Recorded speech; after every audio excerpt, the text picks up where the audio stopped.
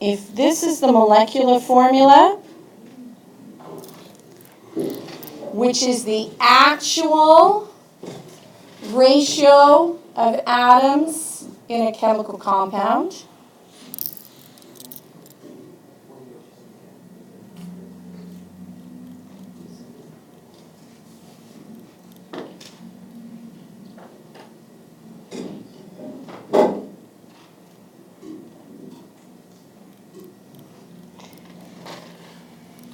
if I divide those numbers by 2, I get H1O1. This is the empirical formula for the compound, which is the lowest whole number ratio. That's not a hashtag, that's number. The lowest whole number ratio of atoms in a compound.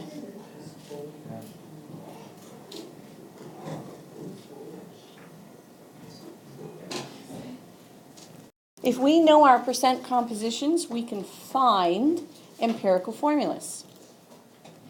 If we have another piece of information, the molar mass of our compound, we can then actually find the molecular formula for our compound, the actual real formula for the compound, just by having the molar mass of it, which one machine can give us, a mass spec can give us that information, and combustion analysis can give us the percent composition.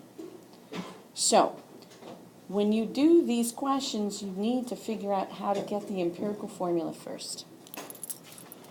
Thing you're going to do, assume a 100-gram sample.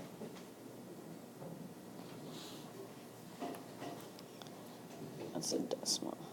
So we're going to assume a 100-gram sample. So if we have 79.9% carbon,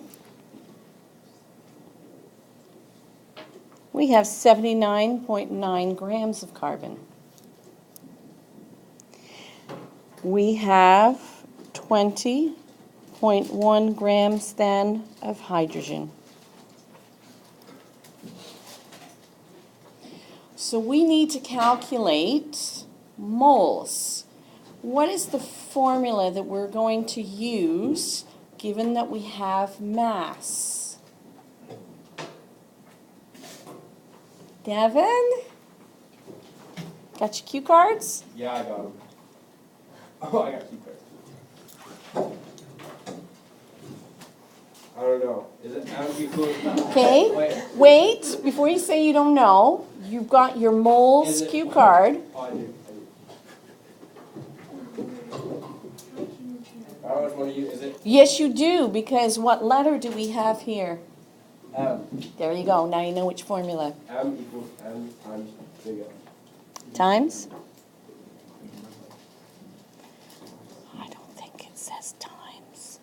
I think it says divide. Is it divide? It's divide.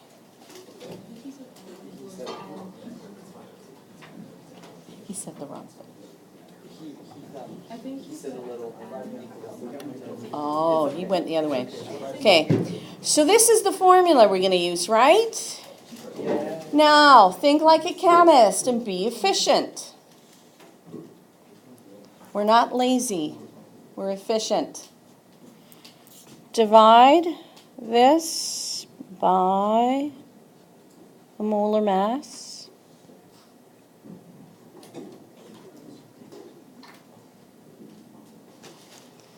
Don't write it out again, just keep going from where you started. So you've got your mass on top, now you've got your molar mass on the bottom. So what is 79.9 divided by 12.01? Bless you. Listen to me very carefully. If you are a tenth or a hundredth off, you can round off. If you are a third or a half, you cannot round off. Shall I repeat that? Yes. I can round 2.99 off to 3, because it's really only a 1/100th away from 3.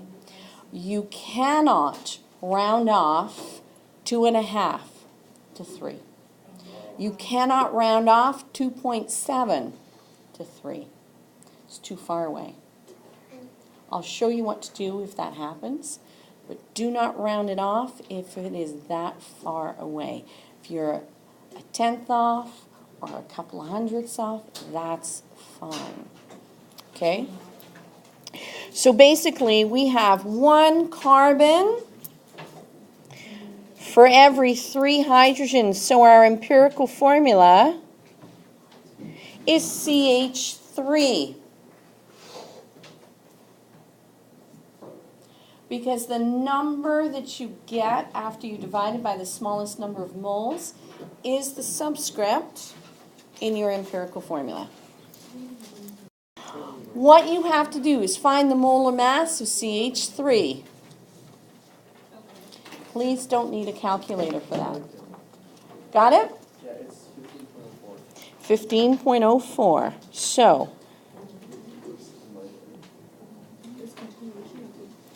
15.04 grams per mole is our